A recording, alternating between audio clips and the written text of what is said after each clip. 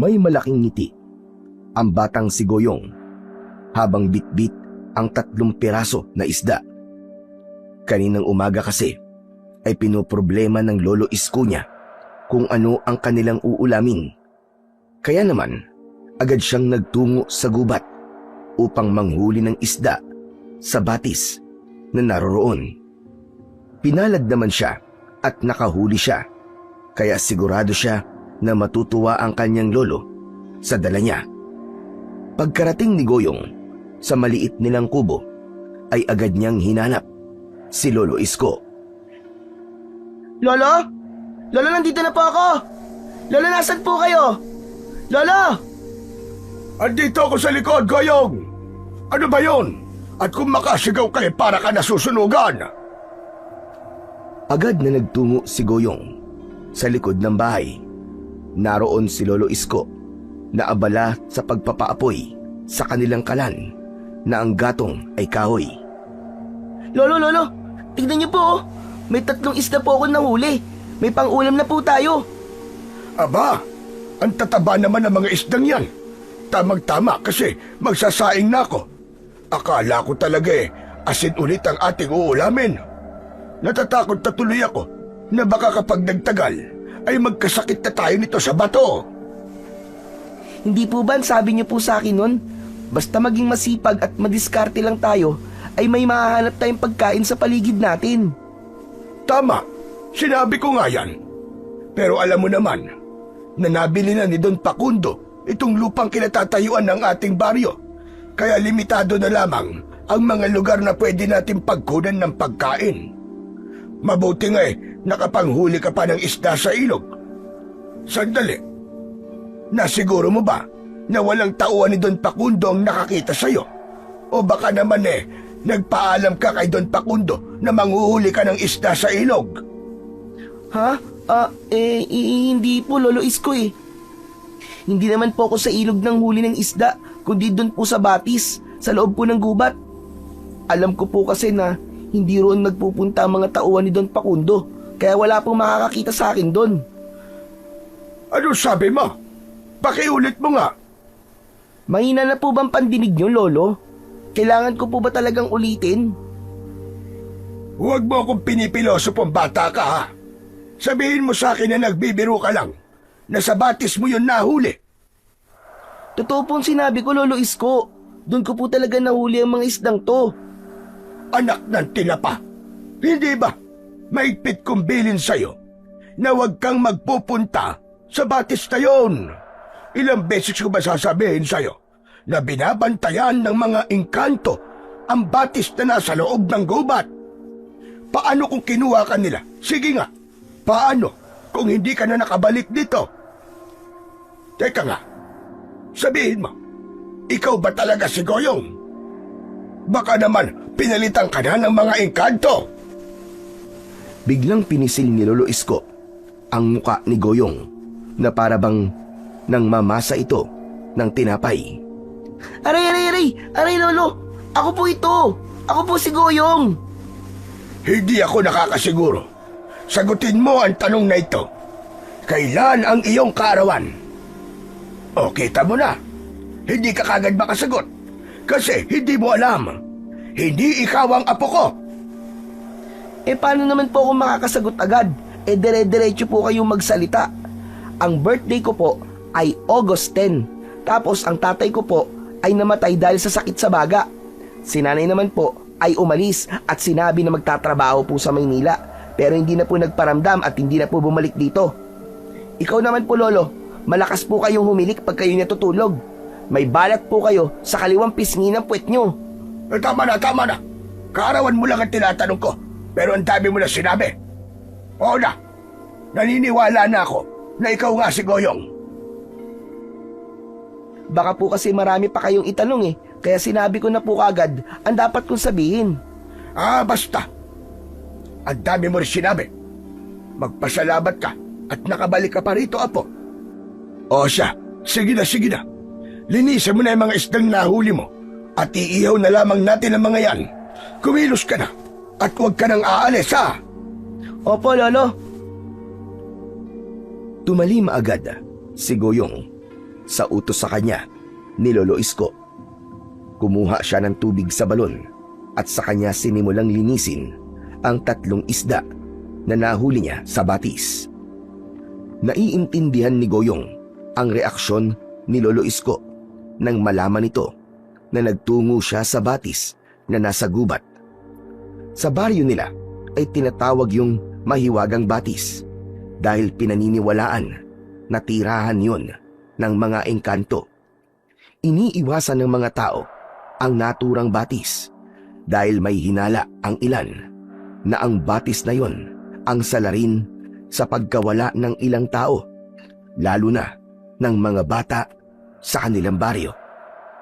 Ang sabi ng matatanda, kinukuha ng mga engkanto ang mga nawawalang tao at dinadala sa mundo ng mga ito.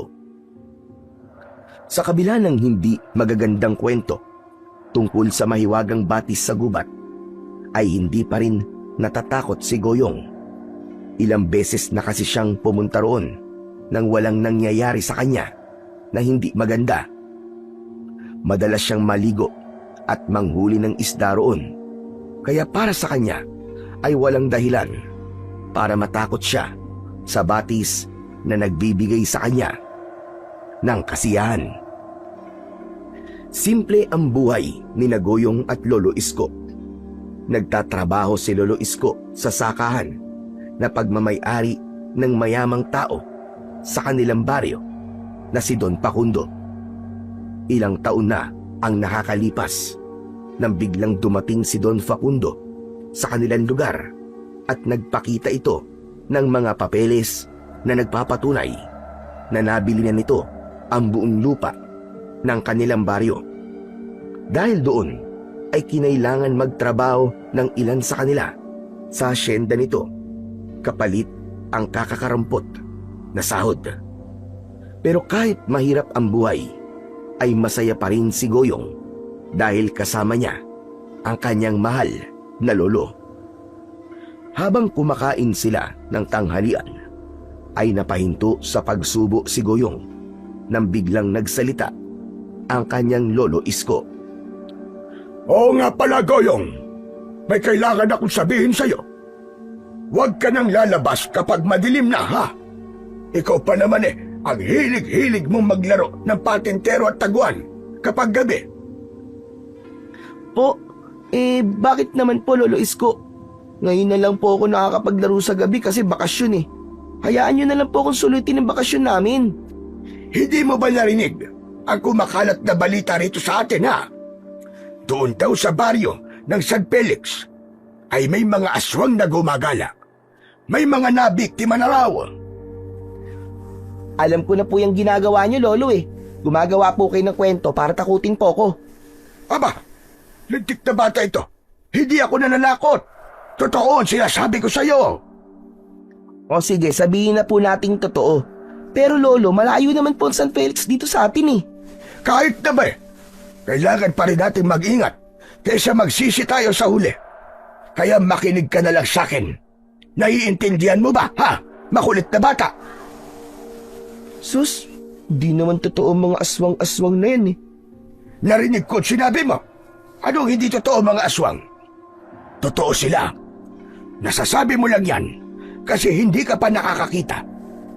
At huwag mo nang hintayin na makakita ka ng totoong aswang bago ka maniwala. Basta sundin mo na lang ang sinabi ko sa'yo para hindi tayo magkaroon ng... Napasimangot si Goyong sa mga sinabi ni Lolo Isko. Sumama ang loob niya dahil hilig niya talaga ang maglaro tuwing gabi. Ang bagay kasing yon ang isa sa hindi niya maaaring gawin kapag may pasok siya sa eskwelahan. At dahil sa pagbabawal ni Lolo Isko, ay hindi na rin niya yon magagawa kahit bakasyon. Nang mga sumunod na araw, ay naging usap-usapan sa baryo ni Goyong ang pagsalakay ng mga aswang sa San Felix. Kahit malayo ang baryong yon sa lugar nila, ay hindi pa rin naiwasang matakot ng mga tao. Ipinagkibit balikat lamang ni Goyong ang lahat ng yon. Para sa kanya, ay isang gawa-gawang kwento ang aswang upang takutin ang mga batang kagaya niya. Isang tanghali, nagtungo si Goyong sa asyenda ni Don Facundo upang dalhin ang pagkain ng kanyang lolo Isko. Sa mura niyang edad ay marunong na siyang magluto ng mga simpleng putahe. Kaya kapag wala siyang pasok sa eskwelahan, ay siya ang nagluluto at nagdadala ng tanghalian ng lolo niya kapag may trabaho ito. Habang naglalakad sa loob ng asyenda, ay nagulat si Goyong nang makarinig siya ng malakas na busina sa kanyang likuran. Paglingon niya ay nanlaki ang mga mata niya dahil isang humahagibis na kotse ang tinutumbok ang kinatatayuan niya. Pakiramdam niya ay mababangga na siya, ngunit huminto ang sasakyan at halos isang dangkal na lamang ang distansya nun sa kanya. Natulala si Goyong. Nanginig ang buong katawan niya. Nabitiwan niya ang baunan na kanyang dala. Inakala niya kasi nakatapusan niya na ng mga sandaling yon.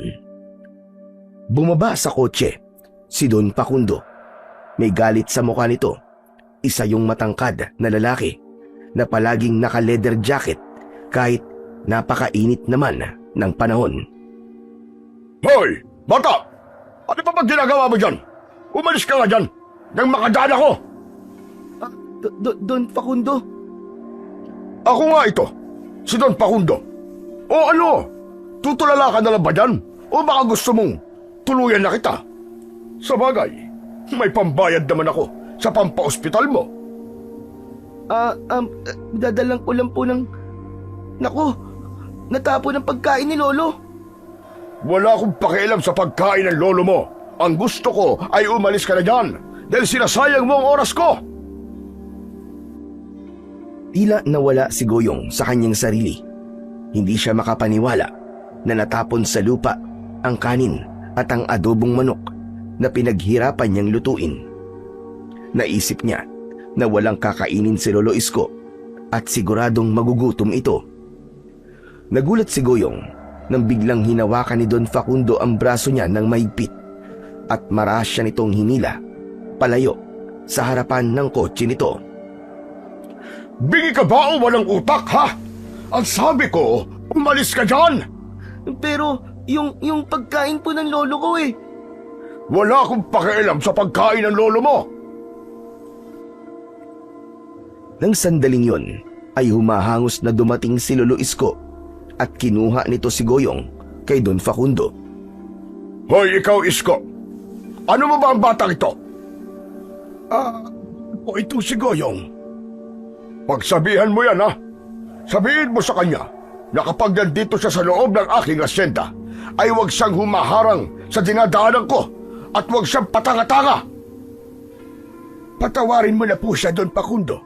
Ako na ho ang bahalang magsabi sa kanya. Naiinis na sumakay si Don Facundo sa kotse nito at nang umandar yon ay nagulungan pa ang baunan na dala ni Goyong.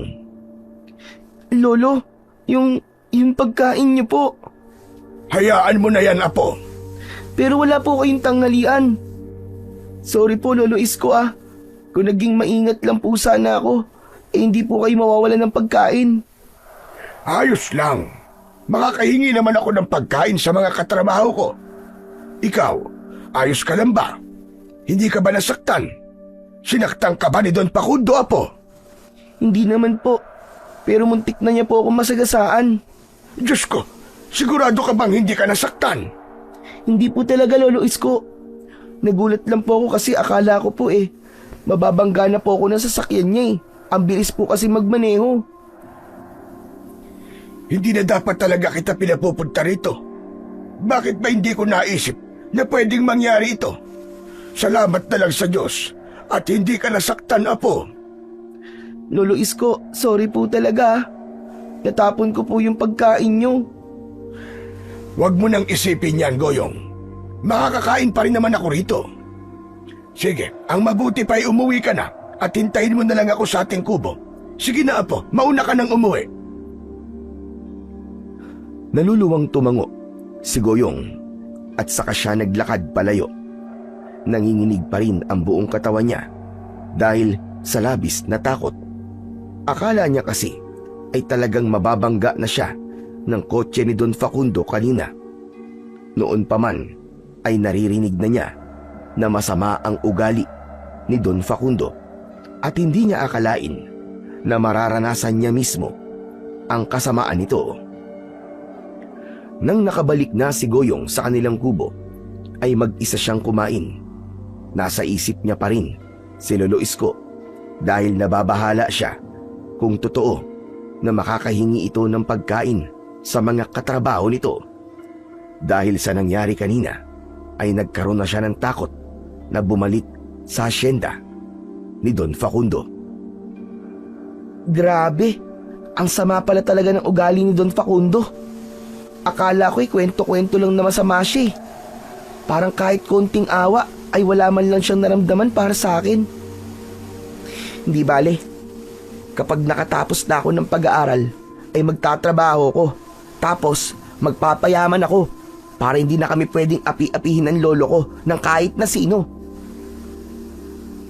Ipinagpatuloy ni Goyong ang kanyang pagkain hanggang sa natapos na siya. Pagkahugas niya ng kanyang pinagkainan ay nakaramdam siya ng pagkainip. Habang nakadungaw siya sa bintana ay nakita niya ang pamingwit na nakasandal sa puno ng mangga. Ano kaya kung manghuli na lang ako uli ng isda sa batis? Oo, tama. Hindi ko na lang sasabihin kay Lolo na doon ako nakahuli ng isda kapag meron akong nahuli. Nagmamadaling lumabas si Goyong at isinarado niya ang pinto ng kanilang kubo. Kinuha niya ang pamingwit at naghukay siya sa lupa sa likod ng kanilang bahay upang maghanap ng bulate na pangpain. Nang may nakuha na siyang mga bulate ay saka siya umalis upang magtungo sa batis na nasa loob ng gubat. Nang marating ni Goyong ang batis ay nagsimula na siyang mamingwit ng mga isda. Para sa kanya ay walang dapat ikatakot sa batis na yon. Bukod sa napakalinis ng tubig doon, ay isa yung biyaya sa kanya dahil kahit ilang beses siyang nanguhuli roon ng isda, ay tila hindi nauubusan ng isda doon. Pasipol-sipol pa si Goyong nang nakita niya sa gilid ng kanyang mga mata ang paggalaw ng makapal na halaman sa tabi ng batis. Bigla siyang napapitlag. May tao ba dyan? Sino yan? Sumagot ka! May tao ba dyan? Nang walang sumagot, ay inisip niya na baka kung anong hayop lamang yon. Itinuon niyang muli ang pansin sa panghuhuli niya ng isda. Pero makalipas ang ilang segundo, ay muling gumalaw ang halaman. Doon na naisip ni Goyong ang sinabing mga engkanto na naninirahan sa tinatawag na mahiwagang batis. Kung may engkanto nga po rito, ipasensya na po kayo. Aalis na po ako at hindi na po ako babalik dito kahit kailan. Parang awa niyo na po. Huwag niyo po akong kukunin o sasaktan. Nagmamadaling inayos ni Goyong ang pamingwit niya. Pagtayo niya ay natigilan siya nang may narinig siyang boses ng isang lalaki na nahihirapan. Tulong! Tulong! Tulungan niyo ako! Sino yan? Tulong! Tulong! Nandito ako! Tulong! Napagtanto ni Goyong na ang boses ay nagmumula sa makapal na halaman na kanina pa gumagalaw. Kahit hindi siya sigurado kung sino ang naroon, ay lumapit pa rin siya. Napasinghap si Goyong nang makita niya sa likod ng makapal na halaman ang isang lalaki na nakahandusay sa lupa. Bakas sa mukha nito ang hirap, pero wala naman siyang nakitang sugat mula dito. Hala, ano nangyari sa'yo, Manong? Anong ginagawa mo dyan? Hindi ko rin alam eh. Hindi ko alam kung paano ako napunta rito. Tulungan mo ako, bata. Nangihina ang katawan ko. Ibinaba ni Goyong ang hawak niyang pamingwit at tinulungan niya ang lalaki hanggang sa makaupo ito sa lupa. Naawa si Goyong sa lalaki dahil namumutla ito at tila hindi nito alam ang nangyayari. Manong, ano po bang nararamdaman nyo? Nagugutom po ba kayo? May masakit po ba sa inyo? Hindi ko alam eh. Basta, nangihina ako at sobrang sakit ng ulo ko. Ang mabuti pa po siguro, umuwi na po kayo sa bahay nyo. Saan po ba kayo nakatira, Manong? Ako? Saan nakatira? Opo, alangan naman po na ako. Kayo po yung tinatanong ko. Teka, saan ba ako nakatira? Hindi ko alam eh. Hindi ko matandaan. Wala akong maalala. Bakit wala akong maalala? Ano bang nangyayari? Naku, baka nga po gutom kayo. Kaya wala po kayong maalala. Ganyan din po ako minsan kapag nagugutom eh. Hindi po ako makapag-isip ng maayos. Wala talaga akong maalala na kahit na ano. Hindi ko alam kung tagasan ako, kung sino ako. At kung bakit ako nandito sa lugar na to. Kawawa naman po pala kayo. Teka, ang mabuti pa po, sumama na lang po kayo sa bahay namin. May pagkain po ron kaya tsak na makakakain po kayo. Kaya niyo po bang tumayo, Manong? Hindi nagsalita ang lalaki at sinubukan nitong tumayo. Muntik pa itong mabuwal pero agad nitong naituon ang mga paa nito. Nang humakbang ang lalaki ay tila hirap na hirap ito. Inalalayan ni Goyong ang lalaki dahil pakiramdam niya anumang sandali ay matutumba ito. Matagal bago nakarating sina Goyong at ang lalaki sa bahay ni Goyong dahil sa mabagal na paglalakad ng lalaki. Pinaupo niya ito at pinakain niya rito ang natirang kanin at ulam. Binigyan din niya ito ng isang baso ng tubig. Mabilis na kumain ang lalaki, kaya napagtanto ni Goyong na talagang gutom ito. Habang pinapanood ni Goyong ang kumakain na lalaki, ay naisipan niya na magtanong.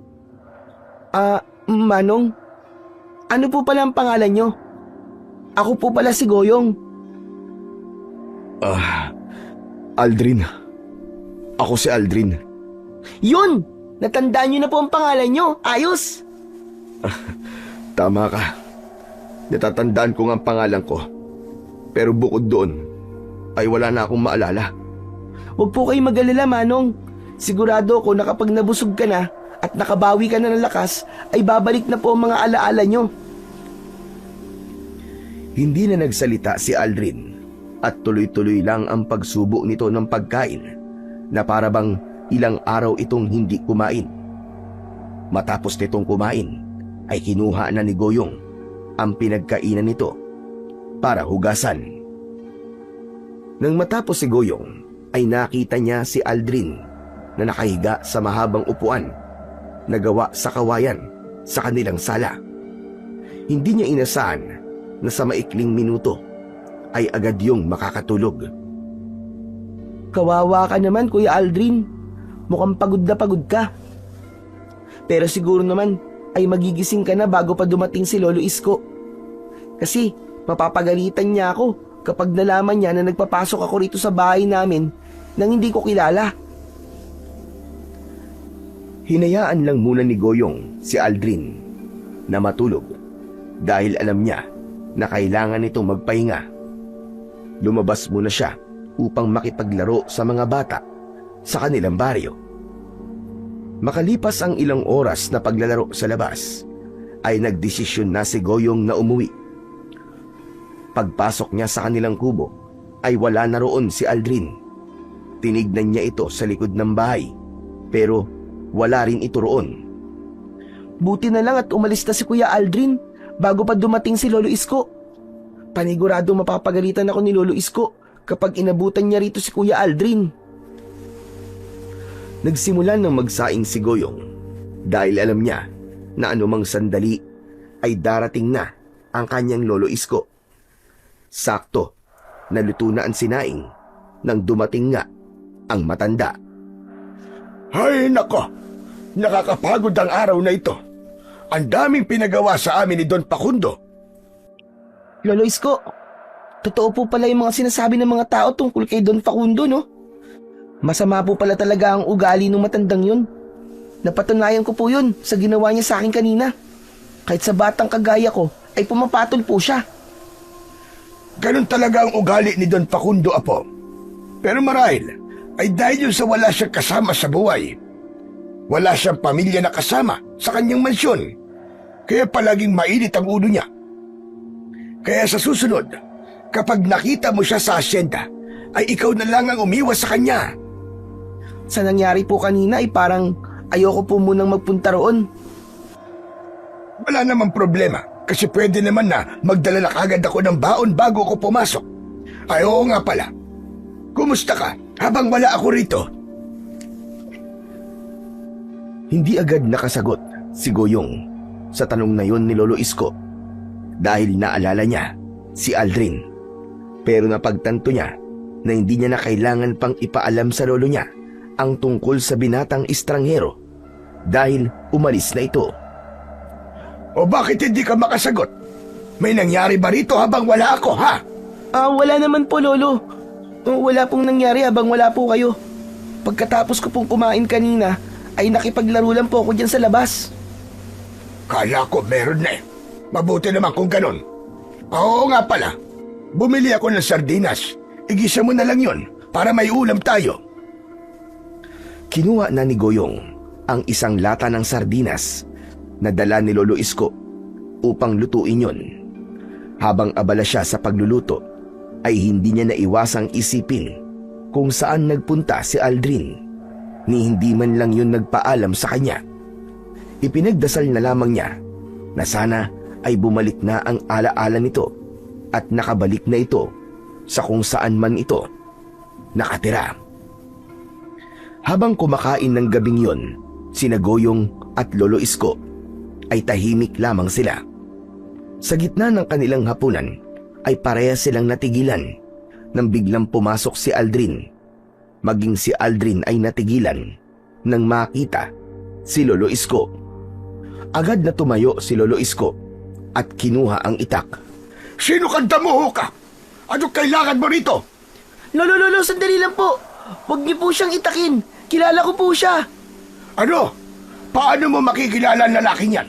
Eh hindi ko nga yan kilala. Ako po si Aldrin. Tinulungan po ako kanina ni Goyong.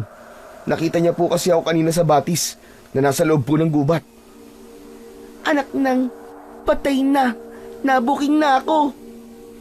At talagang nagpunta ka pa rin sa batis. Kahit sinabi kong wag na wag ka na raw magpupunta. Pasensya na po kayo, Lolo Isko. Nainip po kasi ako kanina kaya naisipan ko pong manghuli ng isda doon. Tapos, saka ko po nakita si Kuya Aldrin. Nangihina po siya eh. Kaya dinala ko po siya rito kanina sa bahay natin. Pinakain ko po siya tapos bigla na lang po siyang nawala. Akala ko po umalis na talaga siya kaya nagtataka nga po ako kung bakit nandito po siya ulit. Patawad, Goyong, kung umalis ako kanina nang hindi nagpaalam sa'yo. Magulo pa rin kasi ang utak ko. Lumabas ako at naglakad-lakad sa pag-asang meron akong maaalala. Pero kahit saan ako magpunta, ay wala talaga akong matandaan kung sino ba talaga ako. Sandali nga. Naguguluhan lalo ako sa mga sinasabi niyo eh. Goyong, nagpatuloy ka ng taong hindi mo kilala sa bahay natin. Hindi ka ba nag-iisip na bata ka? Paano kung masamang tao pala yan? Naawa po kasi ako sa kanya, Lolo eh. Pangalan lang po niyang natatandaan niya. Hindi niya po alam kung saan po siya nakatira. Saka sa tingin ko po mabuting tao naman po si Kuya Aldrin eh. At paano ka nakakasigurong mabuting tao nga siya? Kanina mo lang naman siya nakilala. Huwag po kayo mag-alala, Lolo Isko. Kahit pangalan ko lang po ang natatandaan ko, ay sigurado po ako na hindi ako masamang tao. Bumalik po ako rito dahil kailangan ko po ng matutuluyan habang hindi pa po bumabalik ang aking alaala. Hindi, ayoko. Hindi pa upahan ang aming bahay para dito ka tumira. Sige na, makakaalis ka na. Kung di ka aalis, tatagayin talaga kita. Lolo, wag naman pong ganyan. Tumahimik ka. Hindi pa ako tapos sa'yo. Sige na, umalis ka ng lalaki ka. Hindi bukas ang pinto ng bahay ko sa'yo. Walang nagawa si Aldrin, kundi ang lumabas ng bahay. Agad namang isinarado ni Lolo Isko ang pinto at saka ito humarap kay Goyong. Natakot si Goyong dahil masama ang tingin ng lolo niya sa kanya. Pambihira ka.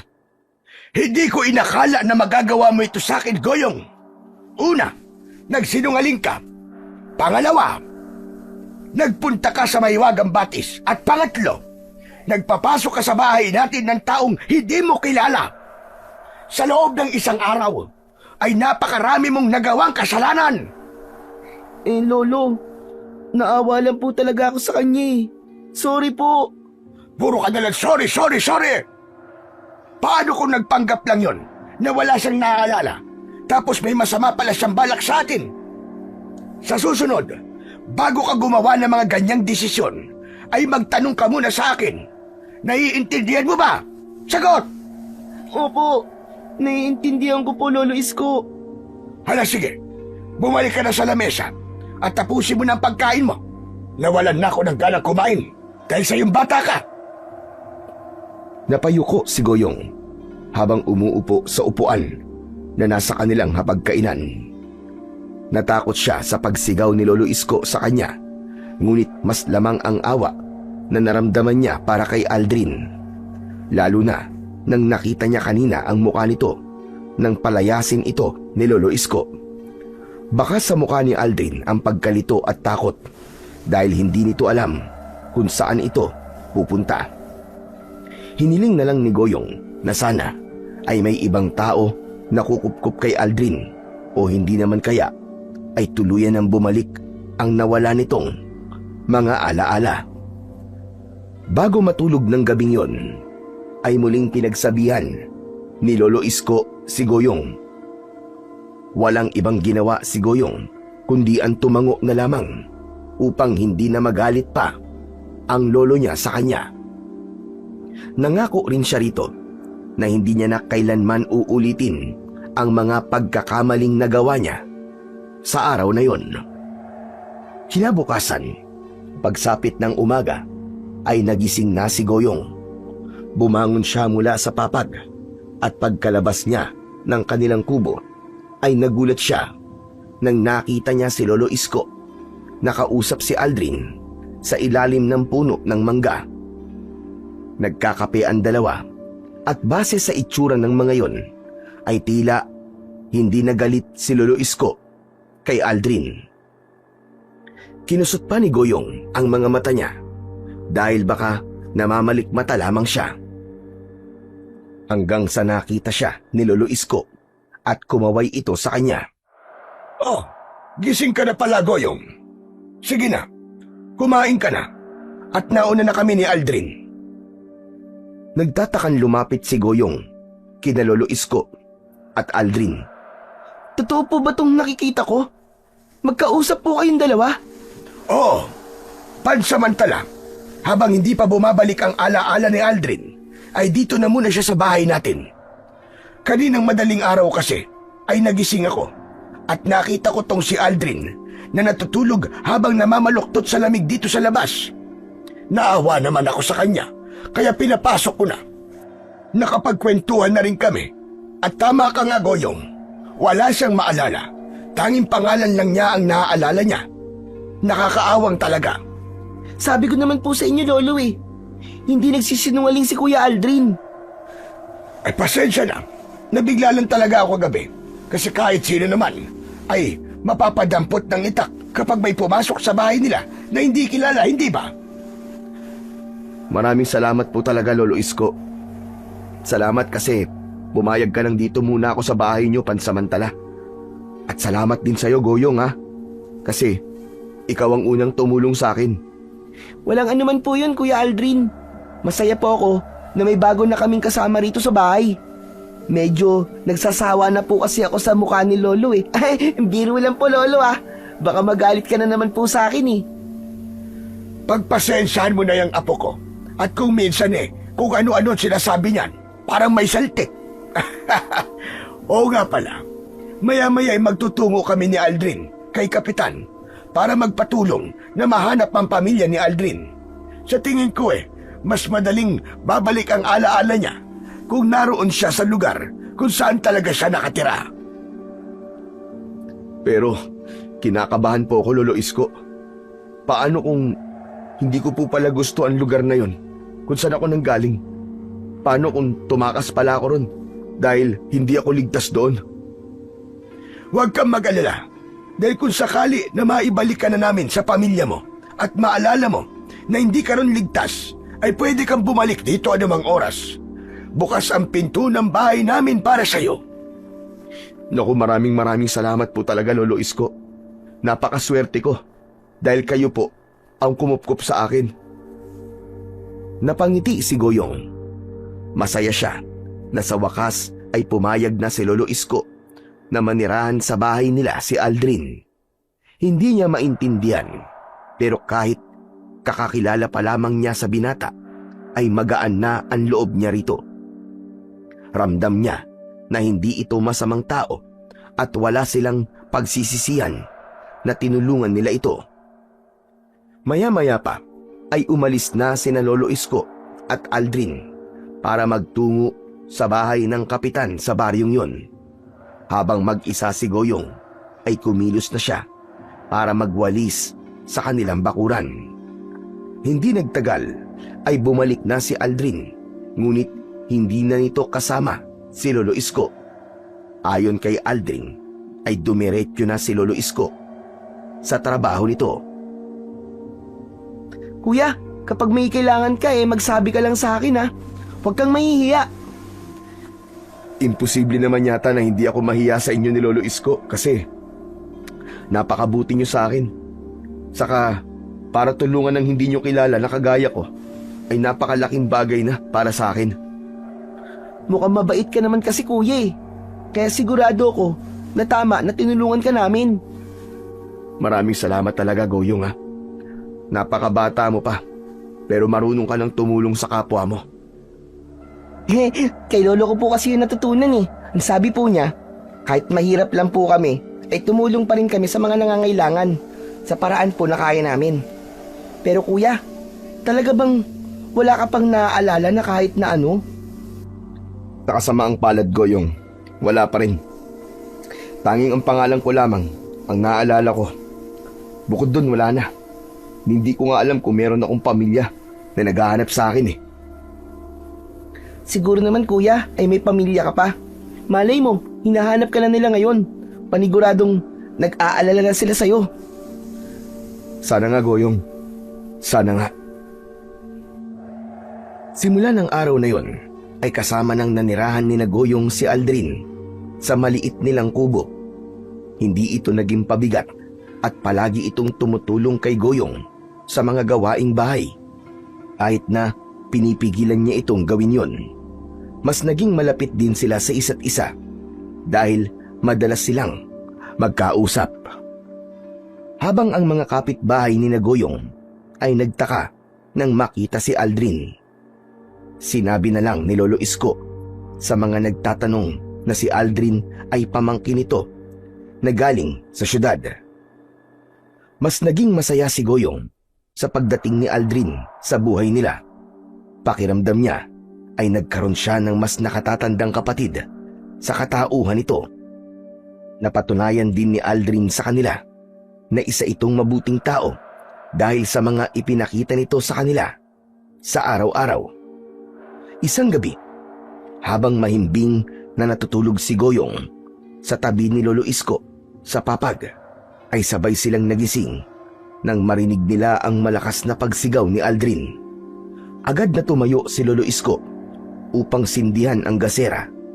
Nakita nila si Aldrin na natutulog sa mahabang upuan habang umuungol. Tagaktak ang pawis nito sa muka. Lolo, ano po nangyayari kay Kuya Aldrin? Mukhang binabangungot siya. Kailangan natin siyang gisingin. Agad na nilapitan ni Lolo Isko si Aldrin at makailang beses nitong tinapik sa pisngi ang binata bago yun nagising. Baka sa mukha ni Aldrin ang takot. Lolo Isko, pasensya ka na kung ginising kita, Aldrin. Abay mo kang binabangungot ka. Salamat po't ginising niyo ako. Pakiramdam ko kasi ay gising na ako kanina pa, pero hindi ko magawang ibukas ang aking mga mata. Parang may kung anong mabigat na nakapatong sa dibdib ko, kaya hindi ako nakahinga ng maayos. Bangungot nga yung nangyari sa'yo. Kumusta lang pakiramdam mo ngayon? Parang hindi pa rin po ako makahinga ng maayos eh. Ngayong madali ka, ikuha mo ng tubig ang Kuya Aldrin mo. Agad na tumalima si Goyong sa utos ng kanyang lolo. Nang bumalik siya na dala ang tubig, ay nagkikwento na si Aldrin sa kung ano ang napanaginipan nito. Inabot na niya sa binata ang isang baso ng tubig. Kakaiba po ang napanaginipan ko. Nakita ko po na hinahabol ako ng mga nakakatakot na nilalang. Matutulis po ang mga kuko nila at ganun din po ang kanilang mga ngipin. Para silang mga nilalang na nanggaling po sa impyerno. Sumisigaw sila. Sinasabi nila na kailangan nila akong patayin. Wala akong ginawa kundi ang tumakbo ng tumakbo. Kala ko po'y totoo na. Aswang. Mga aswang ang nilalang na tinutukoy mo. Po? Aswang? Oo. Sila ay mga nilalang na kumakain ng laman ng tao. Doon sila kumukuha ng lakas. Hindi kaya konektado ang mga aswang sa nakaraan mo? Wala ka pa rin bang naaalala kahit na konti? Wala pa rin po eh. Pero kung totoo po ang sinabi nyo, ano po kayang koneksyon ng mga aswang sa buhay ko? Yan ang hindi pa natin alam. Malalaman lang natin yan kapag bumalik na ang mga alaala mo. Pero sa ngayon, ay huwag mong puwersahin ng iyong sarili, Aldrin. Hayaan mong kusa mong maalala ang lahat dahil baka makasama sa utak mo kung masyado mong pipilitin. Sige na, bumalik na tayo sa pagtulog. Magdasal ka muna bago ka ulit matulog, Aldrin. Maraang tumango si Aldrin bilang tugon sa sinabi sa kanya ni Lolo Isko. May awang humaplos sa puso ng batang si Goyong habang nakatingin siya kay Aldrin. Dahil bakas sa mukha nito ang labis na pagkabahala at pagkalito. Ramdam niya na nais na ni Aldrin na bumalik ang alaala nito, pero tila sa panahon na yon ay malabo pa yung mangyari. Sa mga sumunod na araw ay kapansin-pansin ang pananahimik ni Aldrin. Madalas itong makita ni Goyong na mag-isa habang nakatingin sa malayo. Halatang malalim ang iniisip nito. Hinayaan lang ni Goyong si Aldrin at kapag lumalapit ito para makipag-usap ay saka lang niya ito kinakausap. Isang hapon, dumating si Lolo Isko sa bahay habang binabantayan ni Goyong ang sinaing. Nakauwi na po pala kayo, Lolo. Malapit na po maluto itong kanin.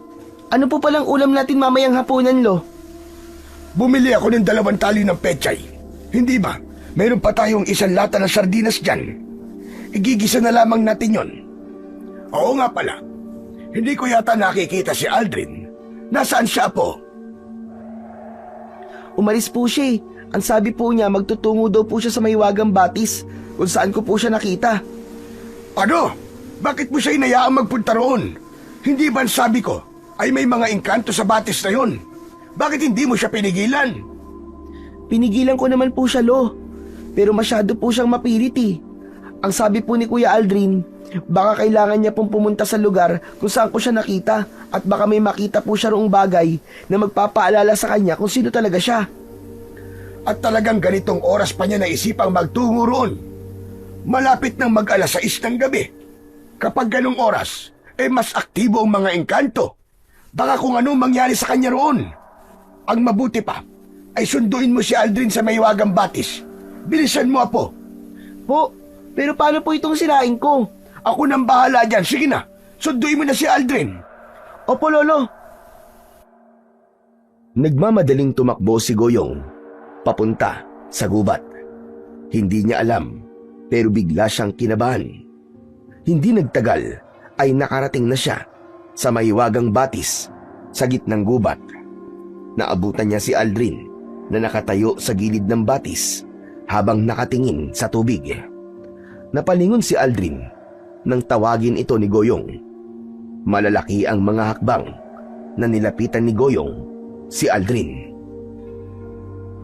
Anong ginagawa mo rito, Goyong? Sorry kuya. Nasabi ko po kasi kay Lolo na nagpunta ka rito eh. Ang sabi po niya ay umuwi ka na raw po kasi baka kung anong mangyari po sa inyo dito. Sige, umuwi na tayo. Matapos yun, ay naglakad na ang dalawa pabalik sa bahay. Mabagal ang paglalakad ni Aldrin, kaya sinabayan lang ito ni Goyong. Napansin niya na malalim ang iniisip ng binata. Kuya, kumusta pala ang pagpunta mo sa Mahiwagang Batis? May naalala ka na po ba? Sa kasamaang palad, wala pa rin, Goyong. Pinilit ko pero hindi ko talaga maalala kung bakit ako napunta sa batis na yon. Butit wala kayong nakitang engkanto, Kuya Aldrin. Wala naman. Pero kakaiba ang pakiramdam ko kapag naroon ako sa lugar na yon. Parang buhay yung batis. Parang may kakaiba talaga sa lugar na yon. Pinapaniwalaan po kasi na meron daw pong mga engkantong nakatira sa batis na yon para pong tagapagbantay. Kaya pinagbabawalan ako ni Lolo na magpunta po roon. Pero para po sa akin, wala pong dapat ikatakot sa batis na yon. Ilang beses na nga po ako nagpunta ron para manghuli ng isda, pero wala naman pong nangyayaring masama sa akin. Pero mas mabuti pa rin kung makikinig ka na lamang sa lolo mo, dahil ang kabutihan mo lang ang iniisip niya. Mahal na mahal ka niya, kaya ayaw niya na mapapahama ka. Alam ko naman po yung kuya eh, pero masyado kasing nag-aalala si Lolo sa akin. Paano ako matututo sa buhay kung hindi niya ako hinahayaan na gawin ng mga bagay-bagay, di ba? Saka, kaya ko naman ang sarili ko eh. Kung sakaling may hindi magandang mangyari, sigurado ako na kaya kong ipagtanggol ang sarili ko. Masyado ka matapang, Goyong ah. Maganda yan. Pero hindi sa batang kagaya mo. Hayaan mo na lang muna na gabayan ka ni Lolo Isko. Matanda na siya, Goyong, at marami na siyang pinagdaanan. Kaya alam niya na ang mga maaaring resulta ng isang bagay. Kasi maaaring nangyari na yun sa kanya. Nagpatuloy ang dalawa sa paglalakad hanggang sa nakauwi na sila. Naabutan nila si Lolo Isko na nagluluto ng kanilang ulam. Lolo, kasama ko na po si Kuya Aldrin. Okay naman po siya. Wala pong engkantong nagpakita sa kanya sa Mahiwagang Batis. Ay, salamat naman sa Diyos at ligtas kayong nakabalik. Aldrin iyo, alam ko na gusto mong bumalik ang alaala mo. Pero hindi ligtas na magtungo ka sa Mahiwagang Batis na naroon sa gubat. Dahil po ba sa mga engkanto, Lolo Isko? Mukhang nasabi na pala sa ni Goyong. Oo, dahil sa mga engkanto na nakatira sa batis na yon. Masyadong delikado kung babalik ka roon, lalo na ang ganitong oras, kung kailan mas aktibo ang mga engkanto at kung ano-anong lamang lupa. Masyado mo naman pong tinatakot si Kuya Aldrin, Lolo Isko eh. Baka isipin niya po na hindi po ligtas sa lugar natin. Hindi ko sinabing hindi ligtas itong lugar natin. Doon lang sa Mahiwagang Batis na yon. Doon lang tayo dapat na mag-ingat. Pasensya ka na, Lolo Isko. Alam kong nag-alala lang po kayo sa akin. Pero naisip ko po kasi na baka may maalala ako kahit konti kung babalik po ako sa lugar kung saan ako natagpuan ni Goyong. Naiintindihan kita, pero mas makabubuti kung ang kaligtasan mo ang una mong iisipin. Gaya ng sinabi ko, sigurado ko na babalik din ang alaala mo sa takdang panahon. Tumango na lamang si Aldrin kay Lolo Isko, habang si Goyong ay hindi pa rin maintindihan kung bakit kinatatakutan sa lugar nila ang Mahiwagang Batis sa gubat. Siya kasi ang makapagpapatunay na wala naman dapat ikatakot sa lugar na yon, dahil kahit isang engkanto ay wala siyang nakita roon sa kabila ng napakaraming beses niya nang pumunta roon. Kinabukasan ng umaga, nabulabog ang lahat dahil sa balitang may natagpo ang bangkay ng isang lalaki sa bukana ng gubat. Halos lahat ng mga tao ay nagpunta ron. Maging si Lolo Isko ay tumakbo para makiusyoso. Si Goyong naman ay hindi alam kung dapat ba siyang sumunod o hindi. Teka, bakit parang nagkakagulo ang mga tao sa labas? Ano ba nangyayari? Kuya Aldrin, may nakita raw po na patay sa bukana ng gubat. Patay na ano? Eh di tao po. Hindi naman po sila magkakagulo ng ganyan kung hindi bangkay ng tao ang naroon. Gusto niyo po bang makita, kuya? Nandun nga po si Lolo eh. Oo, gusto kong makita. Sige, tara na kuya. Anong tara? Hindi ka sasama sa akin, dito ka lang. Masyado ka pang bata para makakita ka ng ganun. Ano ba yan? Akala ko naman ipapayagan mo ko. Sige na kuya, umalis ka na. Goyong, huwag kang aalis dito ha. Mapapagalitan ka ni Lolo Isko kapag sumunod ka roon. Alam ko kuya, promise. Dito lang talaga ako. Nagmamadaling umalis si Aldrin, habang si Goyong ay sinundan na lang ng tingin ang papalayong binata. Grabe, ang hirap talagang maging bata. Ang daming bawal. Pero hindi ako papayag na mahuli ako sa balita. Kailangan kong makita yung patay. Hinintay ni Goyong na makalayo si Aldrin bago siya sumunod dito. Maya-maya ay natanaw na niya ang mga taong nagkakagulo sa may bukana ng gubat. Nagkukumpulan ang mga yon. Hinawi ni Goyong ang mga tao at nang nakita niya ang bangkay ay halos masuka siya sa itsura nun. Wakwak ang tiyan ng lalaki at naliligo yun sa sariling dugo. Nagkalat din ang mga lamang loob nito. Dilat na dilat ang mga mata ng lalaki na para bang pinahirapan muna yon ng gusto bago tuluyang pinatay. Agad na nagtago si Goyong nang nakita niya si Lolo Isko at Aldrin na magkatabi. Bago pa siya makita ng mga yon ay bumalik na siya sa kanilang kubo. Uminom siya ng tubig dahil tila sumikip ang dibdib niya nang makita niya ang bangkay ng lalaki. Grabe, hey, dapat pala hindi na ako nagpunta ron. Nakakakilabot, nakakadiri.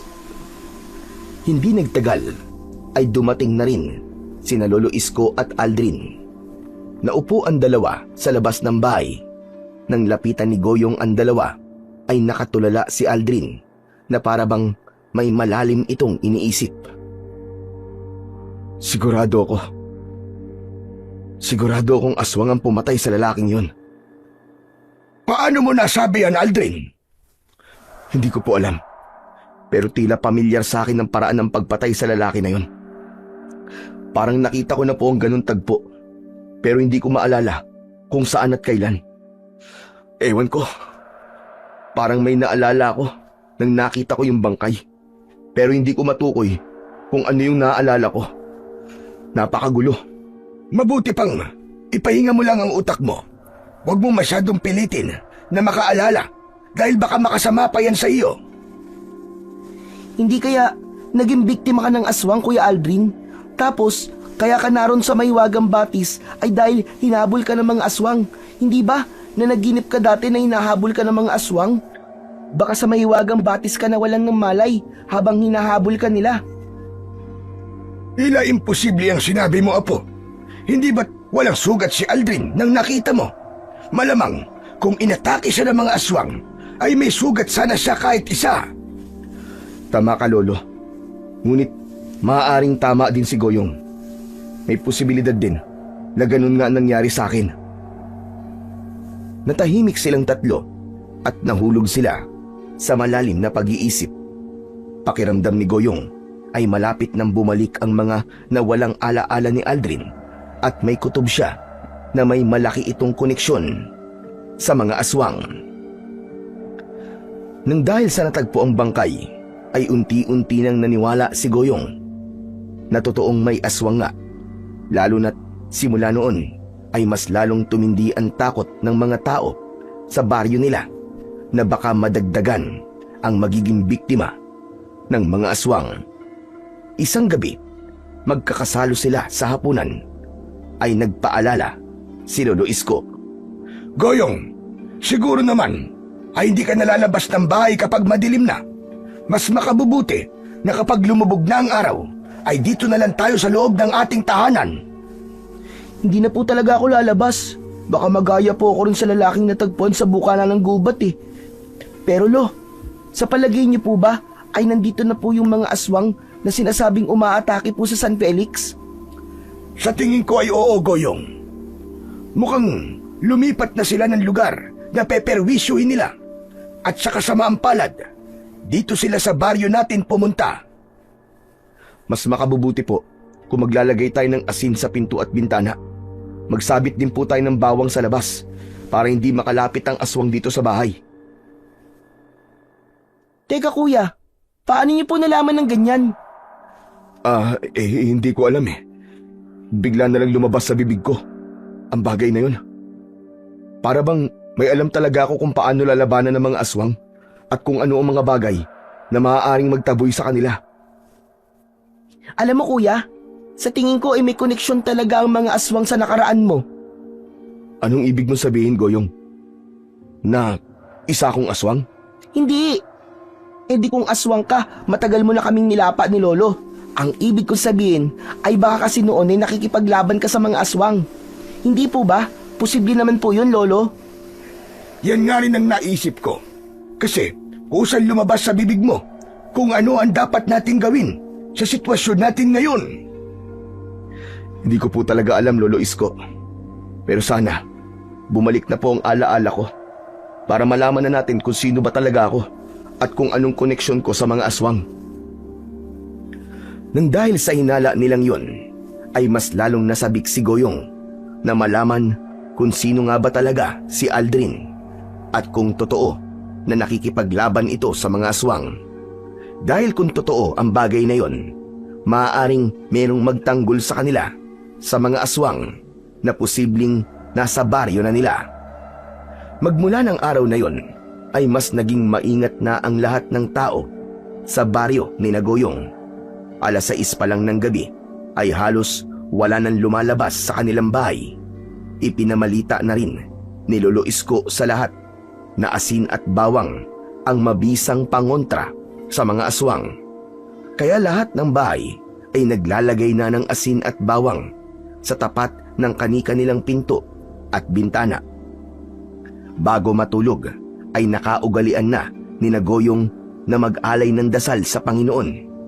Palagi nilang ipinagdadasal na proteksyonan sila ng Panginoon sa lahat ng aswang at mga masasamang nilalang na maaaring manakit sa kanila. Isang kwento rin ang kumalat sa baryo nila. Ayon sa nasagap na balita ni Lolo Isko, ay may isang misteryosong lalaki sa San Felix ang nakipaglaban noon sa mga aswang. Nagliliwanag daw ang katawan ng lalaki at meron yung ginintuang espada na siyang ginamit nito sa pakikipaglaban. Ngunit sa hindi malamang dahilan ay biglang nawala ang lalaking yon. Kaya naman, umasa ang mga tao sa baryo ni Goyong na sa sandaling umatake sa lugar nila ang mga aswang ay biglang magpakita ang misteryosong tagapagtanggol. Isang gabi, matapos magdasal, ay humiga na rin si Goyong at Lolo Isko sa papag, habang si Aldrin naman ay sa mahabang upuan. Oo nga pala, Goyong. Sinunod mo ba ang inutos ko sa'yo kanina? Ano pong inutos, Lolo Isko? Kita mo na at hindi mo ginawa. Hindi ba't habang kumakain kanina sinabi ko sa'yo na ikaw ang maglagay ng asin sa pinto at bintana? Ginawa mo ba yon? Nakaw, hindi po eh. Nawala po sa isip ko kasi nasanay po ako na kayo po ang gumagawa nun eh. Nakko, talaga ikaw na bata ka, oo. Ang bata-bata mo pa, napakaulyanin mo na. Huwag na po kayong magalit, Lolo Isko. Tatayo na po muna ako at maglalagay na po ako ng asin sa pinto at bintana. Huwag na at ako na lang ang gagawa. Humiga ka na lang dyan. Napapailing na bumangon si Lolo Isko. Ilang hakbang pa lamang ang nagagawa nito ay nagulat silang lahat nang may narinig silang kaluskos sa ibabaw ng bubong. Napabalikwas ng bangon si Goyong at ganun din si Aldrin.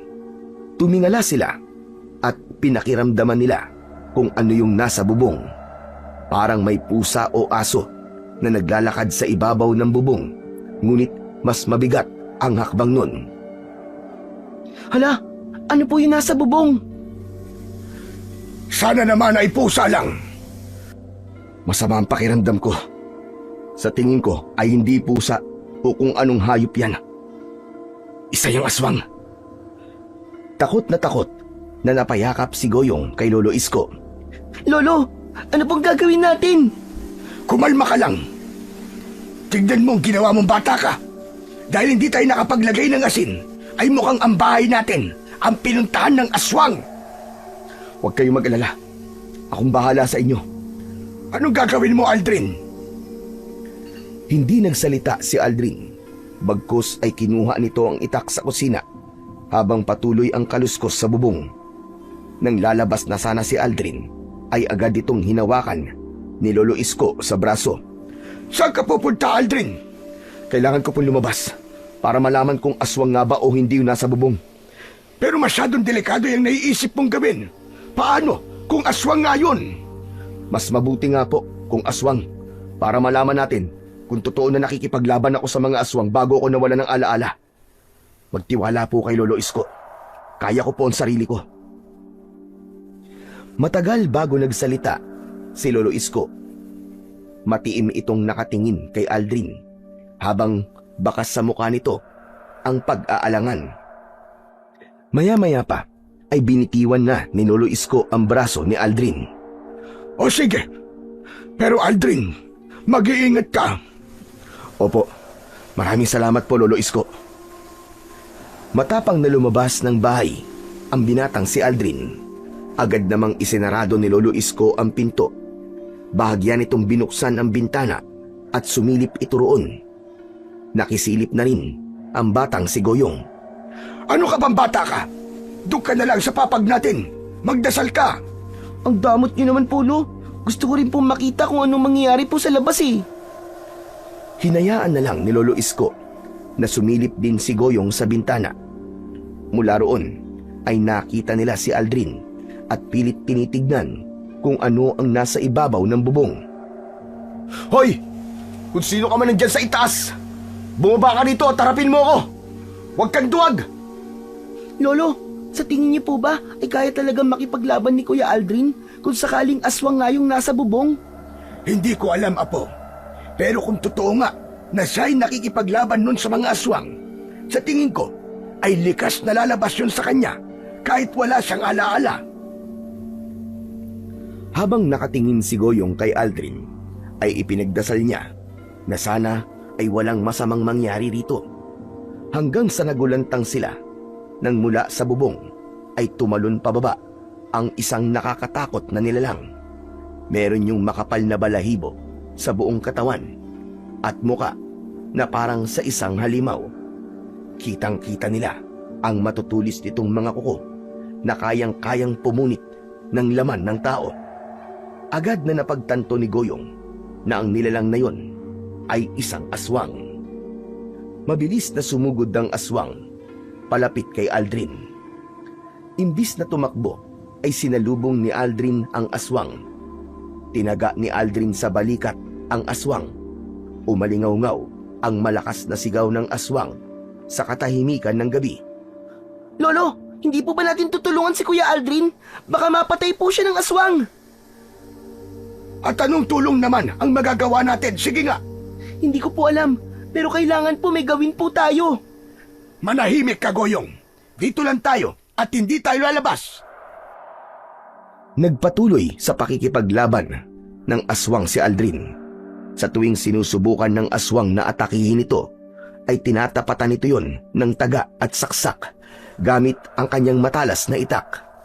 Kahit sugatan na ang aswang, ay tila wala sa plano nito ang umatras. Hanggang sa mabilis na umakyat ang aswang sa isang puno, bigla yung tumalon papunta kay Aldrin. Nagawa nung masunggaban si Aldrin na naging dahilan para mapahiga ito sa lupa. Pumaibabaw ang aswang sa binata. Sasaksakin sana ni Aldrin ang aswang, pero kinagat ng aswang ang braso nito. Malakas na napasigaw si Aldrin at nabitiwan nito ang hawak na itak. Nakipagpambuno si Aldrin sa aswang para hindi ito makagat ng naturang nilalang. Doon na labis kinabahan si Goyong. Alam niya na kung wala siyang gagawin ay malaki ang posibilidad na mamatay si Aldrin. Kaya kahit magagalit si Lolo Isko ay tumakbo siya papunta sa kusina. Kinuha niya ang isang kutsilyo at mabilis siyang tumakbo palabas. Goyong! Goyong, bumalik ka rito! Hindi pinakinggan ng batang si Goyong si Lolo Isko. Iisa lang ang nasa isip niya ng mga sandaling yon, at yun ay ang tulungan si Aldrin. Dere-deretso siyang tumakbo palapit sa aswang at walang pagdadalawang isip niyang itinarak ang kutsilyo sa batok ng aswang. Malakas na sumigaw ang aswang at humarap ito kay Goyong. Napaatras naman si Goyong nang makita niya nang malapitan ang muka ng nakakakilabot na aswang. Mas nakakatakot yun. Mas nakita rin niya ang matutulis nitong mga pangil. Namumula ang mga mata nito na parabang galit na galit yun sa kanya. Susunggaban na sana ng aswang si Goyong, pero sinaksak ito ni Aldrin ng itak sa likod. Wala nang nagawa ang aswang kundi ang umatras. Sugatan yun tumakbo, palayo, hanggang sa tuluyan na yung nawala sa kanilang paningin. May pag-aalalang nilapitan ni Aldrin si Goyong. Hinawakan nito ang magkabilaan niyang balikat. Ayos ka lang ba? Hindi ka ba nasaktan, Goyong? Ayos lang po ako, kuya. Ikaw po, may sugat ka po sa braso. Mamaya na kayo mag-usap na dalawa dyan. Madali kayo, pumasok na kayo rito. Bilisan nyo at baka mamaya bumalik ang hinayupak na aswang na yon. Nagmamadaling pumasok sina Goyong at Aldrin sa loob ng kubo. Matapos isarado ni Lolo Isko ang pinto, ay humarap ito kay Goyong. Itinaas nito ang kamay nito para paluin siya. Napapikit si Goyong, pero lumipas ang ilang segundo nang walang palad ang lumapat sa kanya. Sa pagbukas ng mga mata niya, ay nakita niya si Lolo Isko na nanginginig habang nangingilid ang luha. Nanggigigil nitong ibinaba ang kamay. Diyos ko! Hindi ka talaga nag-iisip na bata ka! Nakita mo ba ang ginawa mo? Nakita mo! Muntik ka nang atakin ng aswang! Muntik ka nang mamatay! Sorry po, Lolo. Gusto ko lang naman pong tulungan si Kuya Aldrin eh. Kahit na pa eh! Paano kung sumablay ka? Paano kung napatay ka ng aswang na yon? O sige nga, paano na ako? Sa tingin mo ba ay makakaya kong mabuhay nang wala ka? Nadurog ang puso ni Goyong nang kumawala ang luha ni Lolo Isko. Doon niya napagtanto na hindi galit ang nararamdaman nito para sa kanya. Natatakot ito na mawala siya, kaya siya nito sinigawan. Sorry po talaga, Lolo Isko. Ayoko po kasing may mangyaring masama kay Kuya Aldrin. Sunod na gawin mo pa yan. Mapapalo ka na talaga. Masasaktan ka na. Nagkakaintindihan ba tayo, Goyong? Opo. Ngayon, kumuha ka ng tubig at labakara. Kailangan kong linisan ang sugat ni Aldrin. Bilisan mo, Apo! Mabilis na sinunod ni Goyong ang inutos sa kanya ni Lolo Isko. Kinuha niya ang maliit na palanggana at nilagyan niya yon ng tubig. Kinuha rin niya ang labakara at inabot niya yon kay Lolo Isko. Habang abala si Lolo Isko sa paglilinis sa sugat ni Aldrin, sa braso ay kumuha ng lumang damit si Goyong para gupitin at gawing benda. Habang ginagawa niya yon, ay narinig niya ang pag-uusap ni na Lolo Isko at Aldrin. Lolo Isko, naiintindihan ko po kung bakit niyo nasigawan kanina si Goyong. Nag-aalala lang po kayo sa kanya. Pero sa palagay ko, kung hindi po ako tinulungan ni Goyong, ay baka wala na ako ngayon.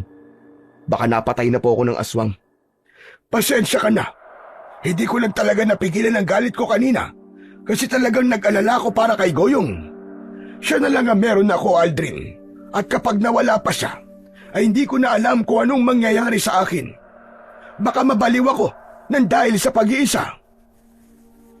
Naiintindihan po kita, Lolo. Pero kanina, habang nakikipaglaban ako dun sa aswang, ay may kakaiba po ako naramdaman. Yung galaw ko, parang natural na po sa akin yun. Parang likas na sa akin na makipaglaban sa aswang. Kahit konting takot, ay wala rin po ako naramdaman.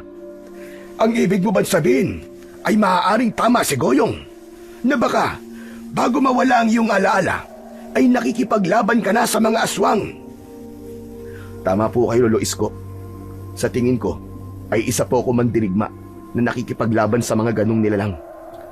Nararamdaman ko po na malapit nang bumalik ang alaala ko.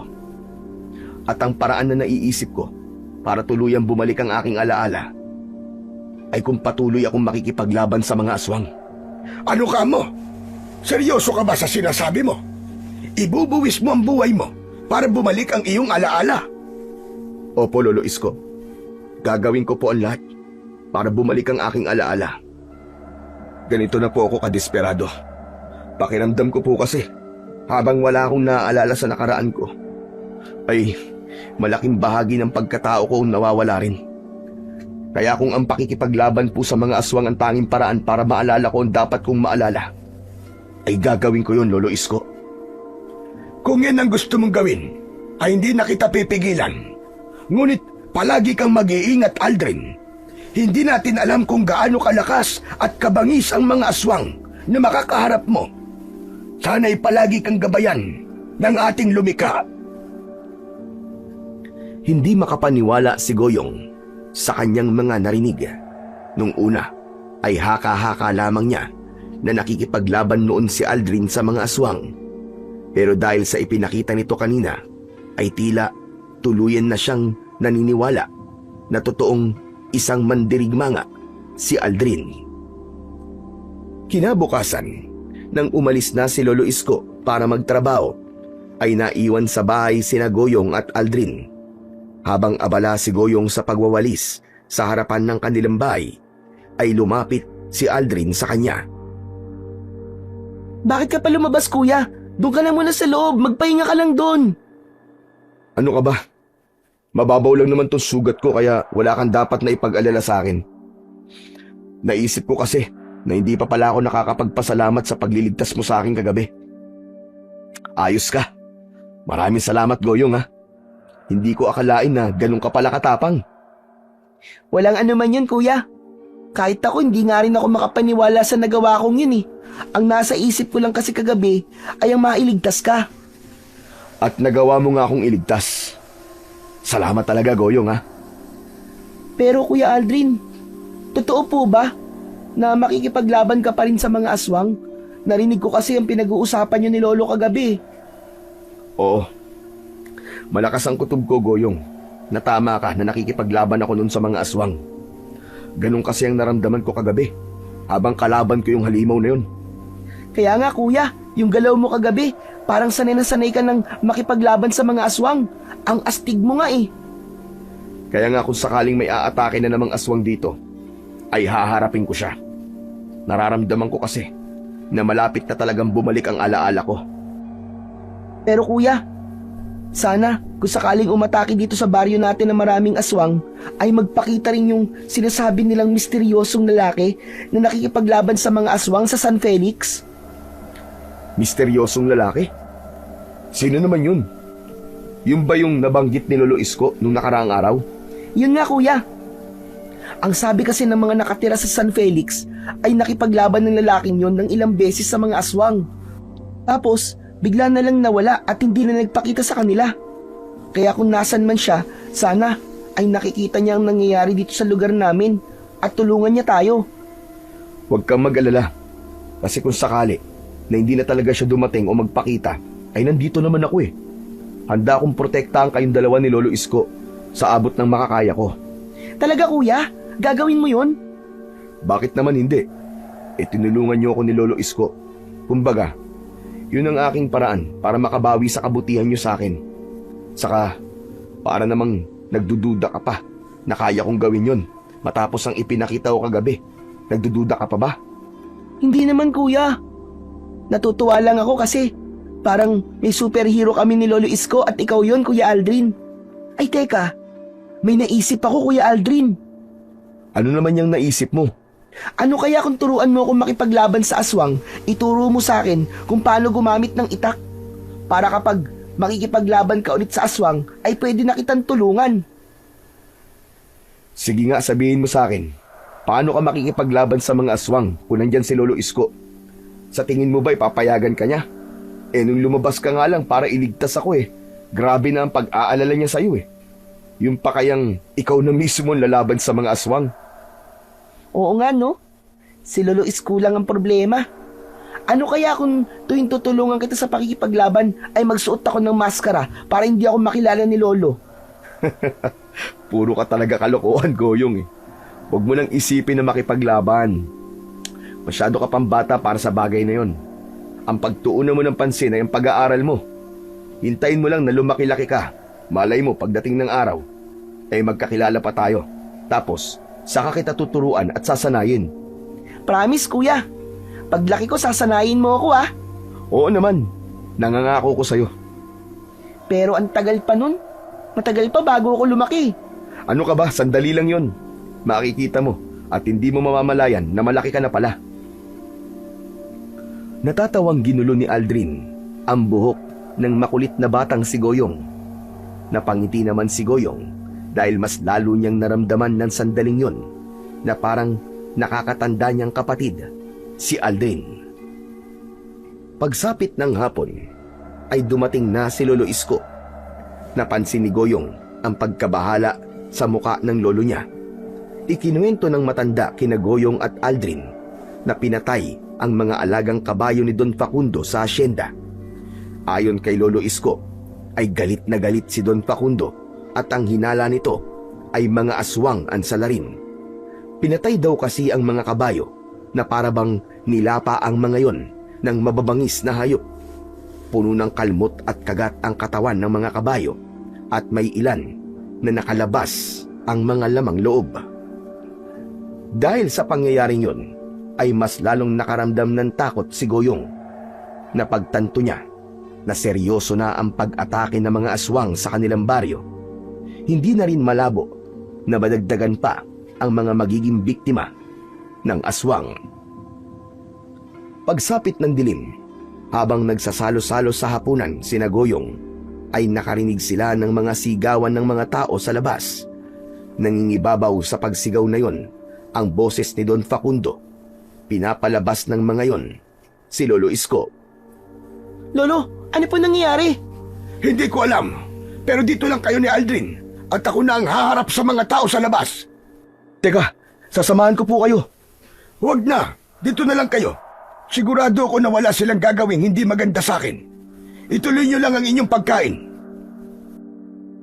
Nag-aalalang sinundan ng tingin ni Goyong si Lolo Isko mula sa pagtayo nito hanggang sa pagbukas ng pinto. Mula sa kusina ay nakita ni Goyong at Aldrin si Don Facundo na may kasamang mga tao mula sa kanilang baryo. Don Facundo, ano pong nangyayari? Bakit po kayo naririto? May problema po ba?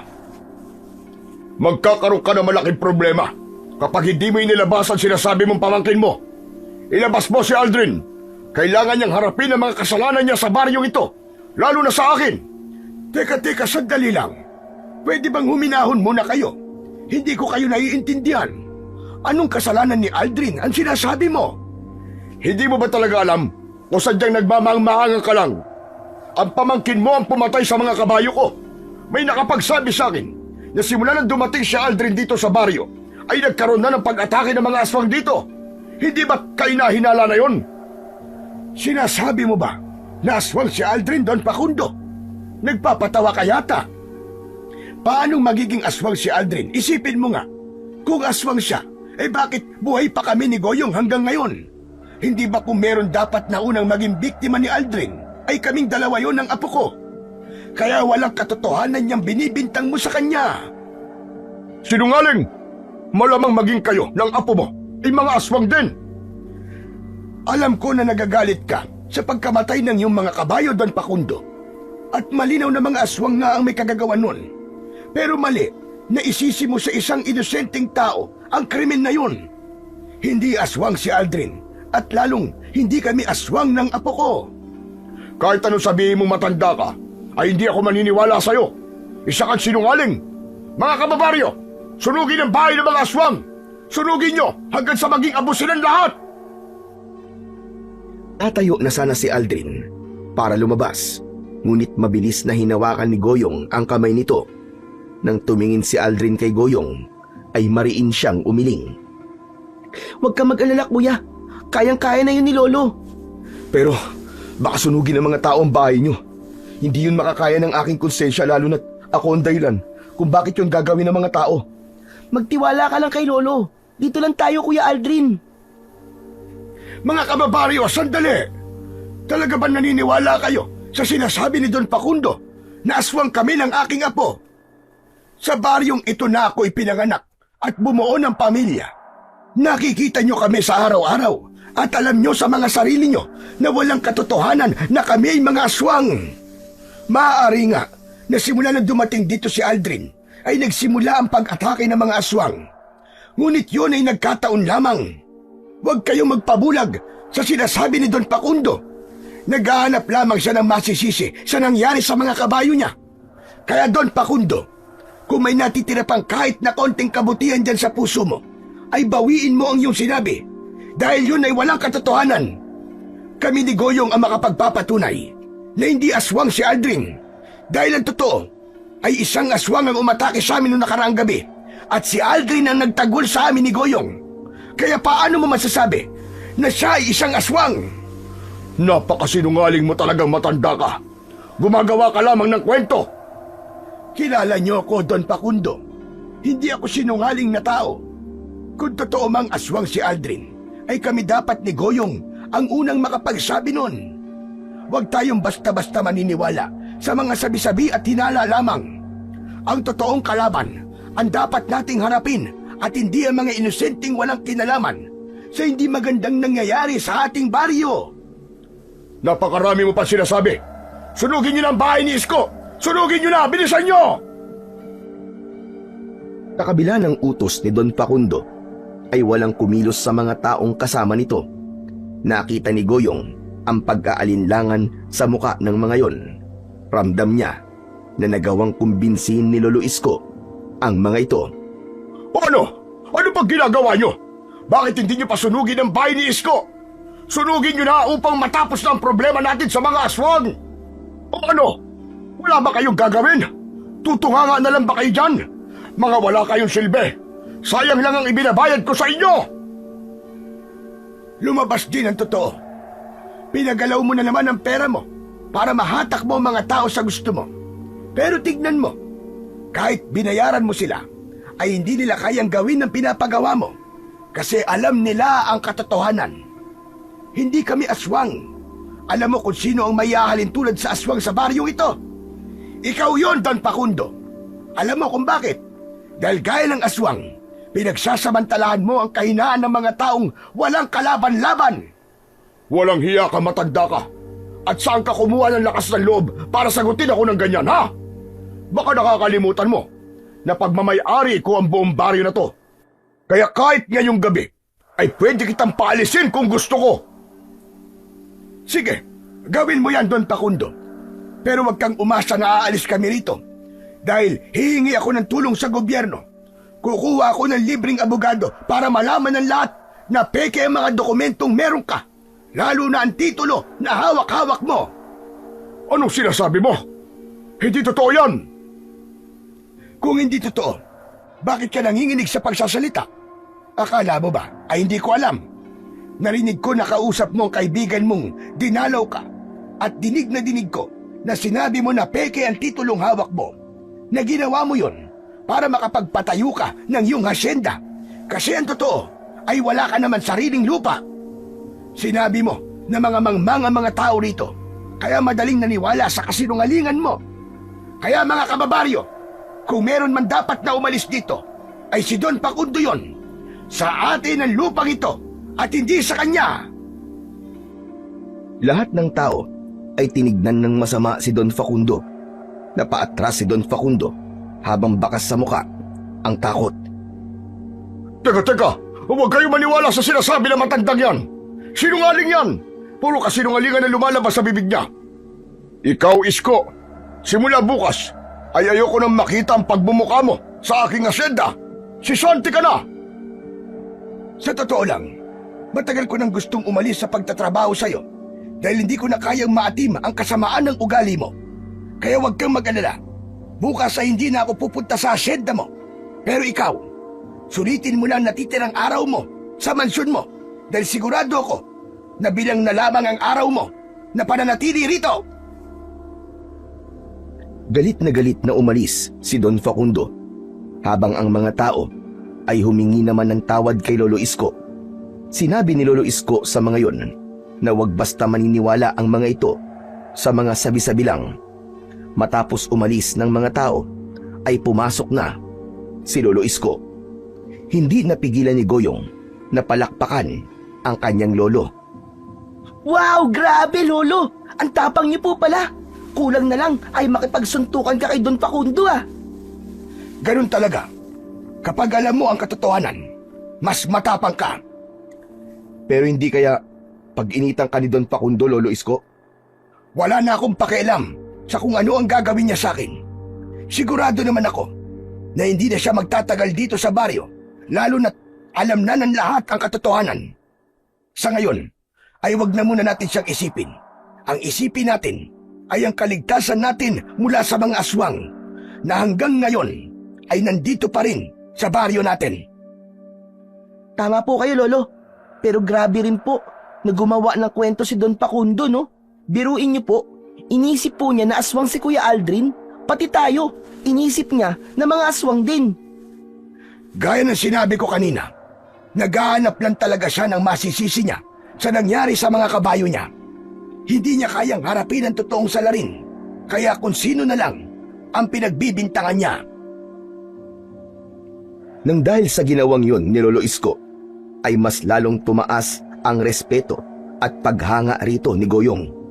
Hindi niya inasahan na magagawa nitong sagutin si Don Facundo kahit yun ang pinakamayamang tao sa baryo nila. Napagtanto niya na matapang din pala si Lolo Isko kahit hindi ito marunong makipaglaban ng pisikalan. Matapang ito dahil kaya nitong lumaban sa pamamagitan ng salita kapag alam nito na nasa tama siya. Nang mga sumunod na araw ay bumili si Lolo Isko ng punla ng iba't ibang mga gulay. Dahil wala na itong trabaho sa asyenda, ay naisipan itong gamitin ang naipon nitong pera para magtanim ng gulay at ibenta ang mga yon sa palengke. Tinulungan ni Goyong at Aldrin si Lolo Isko sa pagbubungkal ng lupa at pagtatanim. Isang gabi, habang mahimbing nang natutulog si Goyong, ay nagising sila dahil sa sigawan ng mga tao sa labas ng kanilang kubo. Sabay-sabay silang napabalikwas ng bangon. Mga aswang! May mga aswang na umaatake sa labas. Ito na ang pagkakataon na hinihintay ko. Kailangan ko na silang harapin at paslangin. Ito na rin ang pagkakataon mo kuya para mapatunayan mo sa mga tao rito na hindi ka aswang. Ipakita mo na mali ang hinala ni Don Facundo sa'yo.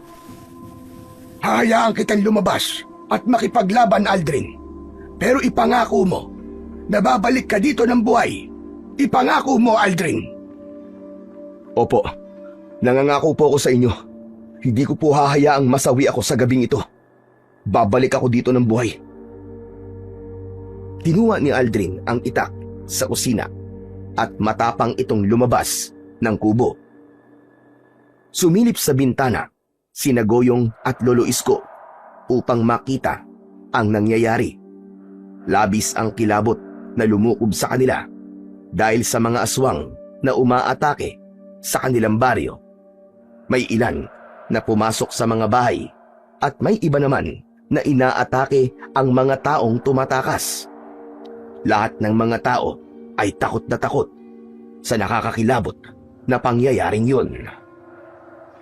Habang si Aldrin naman ay agad na inumpisahan ang pakikipaglaban sa mga pesteng aswang. Ipinakita nito ang husay nito sa paggamit ng itak. Lahat ng aswang na sinubukang atakihin si Aldrin ay bumagsak na may sugat at duguan. Wow, grabe! Ang galing talaga ni Kuya Aldrin.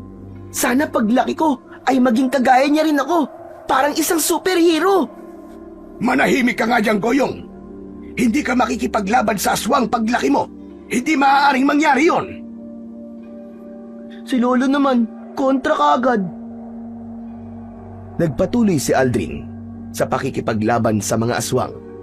Kahanga-hanga, nakasabay ng pakikipaglaban ito, ay nagawa pa rin itong iligtas ang ibang mga tao.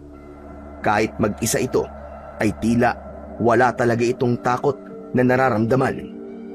Kaya naman, napatunayan ni Goyong na totoong nakikipaglaban talaga sa mga aswang si Aldrin bago ito mawalan ng alaala. Sa gitna ng pakikipaglaban ni Aldrin ay may kakaibang napansin si Goyong sa binata. Lolo, sandali lang. Tama po ba itong nakikita ko? Parang ano po eh. Parang nagliliwanag po ang katawan ni Kuya Aldrin. Tignan niyo po. Aba, oo nga, ane. Parang unti-unti siyang binabalot ng liwanag. Hindi makapaniwala ang lahat nang tuluyan nang ang binalot ng liwanag ang buong pagkatao ni Aldrin, hanggang sa ang hawak nitong itak ay nagbago rin ng anyo.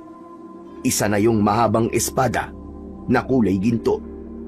Mas naging mabilis ang paggalaw ni Aldrin ng mga sandaling yon.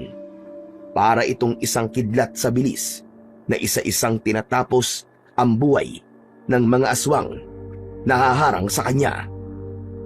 Wala lang nasabi sina Goyong at Lolo Isko. Nakanganga na lamang sila habang pilit na sinusundan ang mabilis na paggalaw at pag-atake ni Aldrin. Sa loob lamang ng ilang minuto ay nagawang ubusin ng binatang si Aldrin ang mga aswang na kanina lamang ay sumasalakay sa baryo ni Goyong. Matapos ang pakikipaglaban nito ay nawala na ang liwanag na bumalot sa katawan nito. Maging ang hawak nitong ginintoang espada ay naglaho na parang bula. Manghang-mangha ang mga tao habang nakatingin kay Aldrin. Walang nagtangkang lumapit dito. Hindi nagtagal ay naglakad na si Aldrin pabalik sa bahay ni Goyong. Nang makapasok ito ay masaya itong sinalubong ni Goyong. Wow! Ang astig, Kuya! Ikaw yung sinasabi nilang misteryosong lalaki na nakikipaglaban sa mga aswang sa San Felix. Ang sabi kasi nila ay nagliliwanag ang lalaking yon at may ginintong espada. Hindi ako maaaring magkamali, Kuya. Ikaw talaga yon. Ikaw yung superhero sa San Felix. Tama ka, Goyong. Ako nga ang lalaking yon. Ngayon, naalala ko na ang lahat. Kanina, habang nakikipaglaban ako, ay may kakaiba akong naramdamang init sa aking katawan. Hanggang sa biglang bumalik ang lahat ng aking alaala. At doon na lumabas ang totoo kong kapangyarihan. Ano ka mo, Aldrin? Kapangyarihan? Ang ibig mo ba sabihin ay hindi ka isang tao? Opo, Lolo Isko. Ang totoo po niyan, isa po akong engkanto na nakatira sa may wagang batis. At ang tunay ko pong pangalan ay Arven. Ikaw pala si Kuya Arben. Pero, mas sanay akong tawagin kang Kuya Aldrin eh. Okay po ba yun? Naaalala mo na rin ba kung paano ka nawalan ng alaala?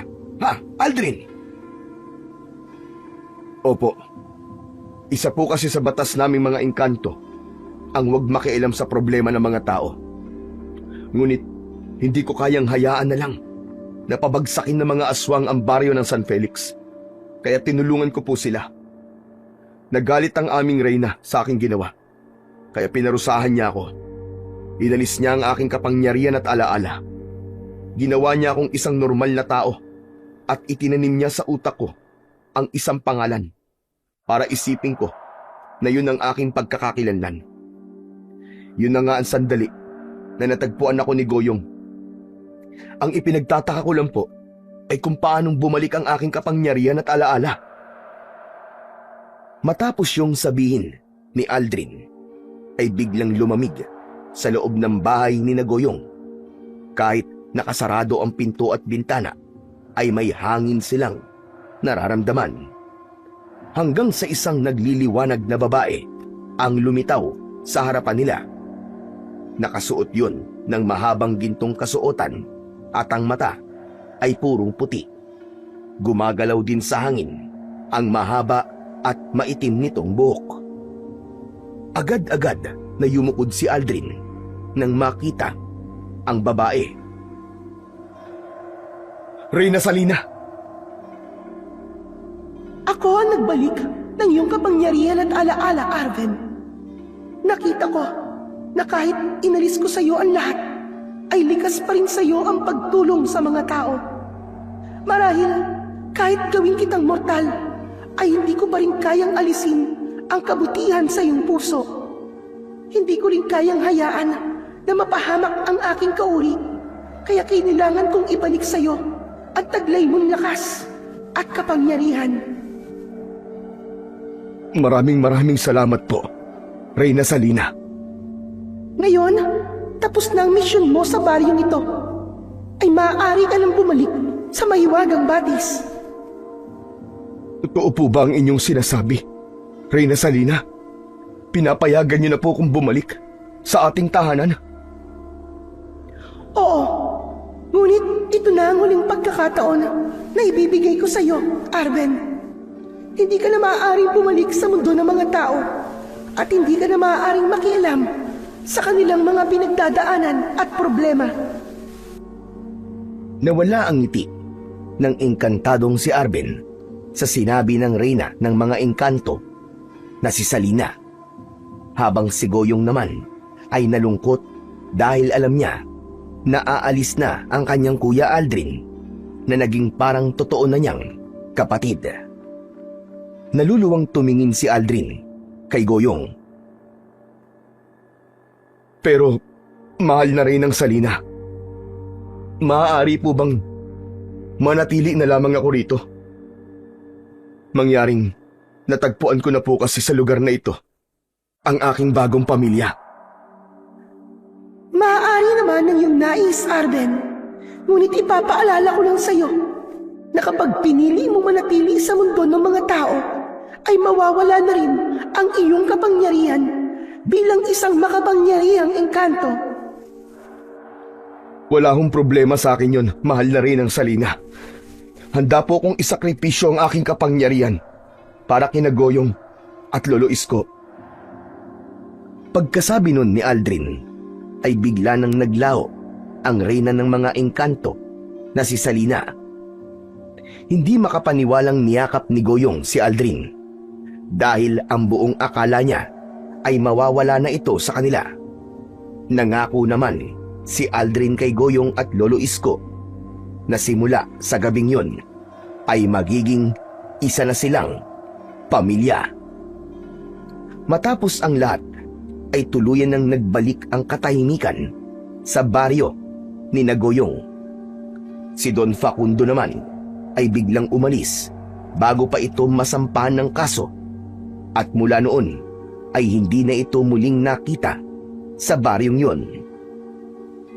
Tila isang misteryo rin na nabura sa isipan ng mga tao ang naging pakikipaglaban ni Aldrin sa mga aswang. Tanging sina Goyong at Lolo Isko lamang ang nakaalam ng totoong nangyari ng gabing yon. Alam nilang kagagawan yon ng reyna ng mga engkanto upang maprotektahan si Aldrin at mapanatiling payapa ang baryo. Simula noon, masaya at maayos na silang namuhay ng magkakasama bilang isang totoong pamilya. Isang gabi, masayang naghahapunan sina Goyong, Lolo Isko at Aldrin. Nang panahong yun ay tuluyan ng natutunan ni Aldrin kung paano mamuhay sa mundo ng mga tao. Lolo, sa tingin niyo po, ano na po kaya ang nangyayari ngayon kay Don Facundo, no? Hindi ko alam. Pero sana ay may aral siyang natutunan sa mga nangyari at yun ang maging dahilan para siya ay tuluyan ng magbago at hindi na maging makasarili. Sus, sa sobrang sama po ng ugali nun, parang imposible na po na magbago yun. Eh sagad na po sa buto ang kasamaan nun eh. Huwag ka magsalita ng ganyan, Goyong. Lahat ng tao ay may kakayahan na magbago basta't gugustuhin niya. Pero Lolo Isko, maiba po ako. Hindi po ba alam na po natin na hindi naman po nangunguha ng tao yung mga engkanto sa batis? Ibig po ba sabihin pwede na po akong manghuli ng isda doon? Abay siyempre, pwede na. Basta't kasama mo ang Kuya Aldrin mo. Yun! Ayos! Kung gusto mo, bukas na bukas din ng umaga ay magpunta tayo sa batis. Talaga kuya? Ang galing! Oo naman, pangako, bukas pupunta tayo doon para mangisda. Gaya ng ipinangako ni Aldrin sa batang si Goyong, kinabukasan ay sinamahan nga nito si Goyong sa batis.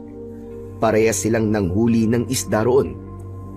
Ngunit sa gitna ng panghuli nila ng isda, ay lumitaw sa gitna ng batis si Reyna Salina.